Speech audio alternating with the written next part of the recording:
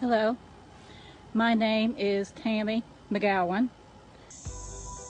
This video shows you how to make a spiral ornament like this. You need a piece of wood that is 1 inch by 1 inch by 6 inches. So what you do is, to get your pyramid, the first thing you do is you put a line from here down to the opposite end. You want the space about 1/8 of an inch apart. So first you draw this on the end.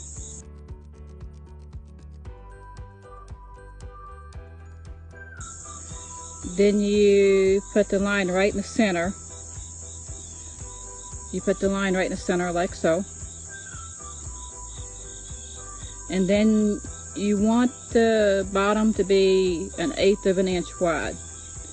So you start with the line here at this corner and you mark it down to a little bit away from the center line, just a touch, like so. And then you do the same thing on the other side. You start at this corner and go down to a tiny bit on the other side of the center line. You do that on all 4 sides. The area that is shaded is the area that you carve off. Now that you have removed the areas that was shaded, you end up with 8 sides. So then after you remove the shaded areas, like this area right here with the dots, that was the shaded area.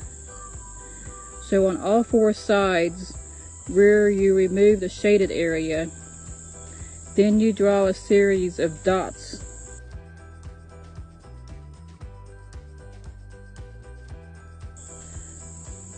Kind of just eyeball it and draw a line of dots on all 4 of those sides. That helps you keep track of what you're doing, because now you need to taper this down into a pyramid shape. So you carve away from yourself.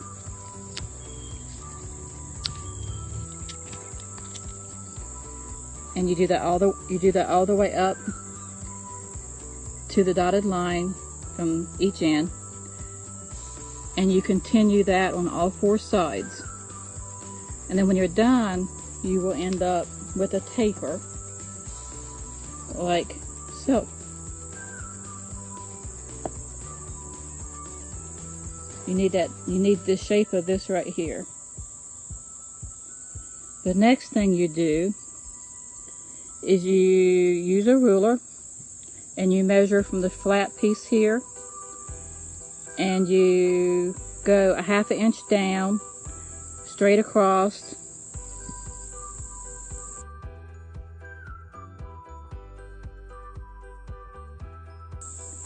and you start from the corner and you go down to the first pencil line at an angle like so.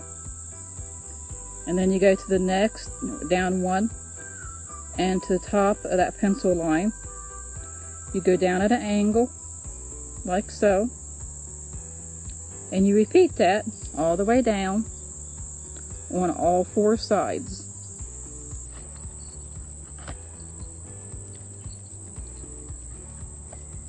The next thing you do is right here where the pencil line connects with the marker line, you do a series of V cuts, also known as wedge cuts.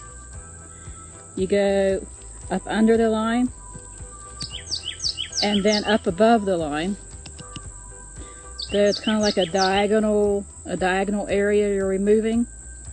And then what you do is you go each one of these lines here, the black marker line that's diagonal, you go up under that, and it's like a V cut. You're doing a wedge all the way the length of that, and then all the way above it you go down at an angle.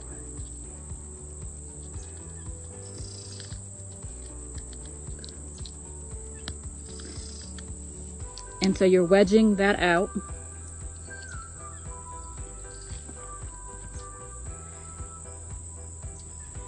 You just continue, you go up at an angle under that line, and at an angle above the line,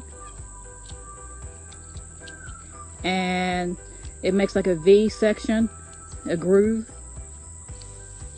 and you go over it again to make it deeper, and you continue on and do that with each one of those black lines through the whole thing. And then you go over them deeper and deeper with the corners that you're removing there at the wedge cuts. You do them deeper at the top and not as deep when you get down to the bottom. And it's the same thing with these channels. You make them deeper at the top, and then keep gradually getting less deep.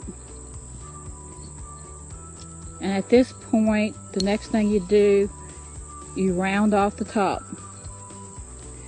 And I've made all these lines here to help with centering it. But basically all you do, same as shaping the top of a ball, you cut off 4 corners up here at the top, and you just keep going until you round it. And I'm sure if you're doing this ornament, you know how to round the top of a ball. So you just round out the top. And the only thing else you continue doing is you make these grooves deeper and deeper until you start seeing light through them. Because the whole plan is to continue working your way in, and then you end up with the grooves deep enough that you can see into the center, because it makes an open cut area. And you also, your corners at this point, after you get your grooves done, you go back and you round out the corners, you remove your corners all the way through the whole thing. This is what the spiral ornament will look like when finished. I added an eye screw in the top. It's very easy to add that. You just twist it in. As you go along, I need to mention that this is really fragile. Once you start cutting through and you see open spaces, you need to be more careful. It's not extremely fragile, not as bad as you'd think, but you do need to be careful. And then after you start cutting through, and you just keep you just keep on going, and then there's a little bit of excess in the center that you need to remove, just a small amount, and then you just need to clean it up a little bit and let the inside, and then it'll be finished.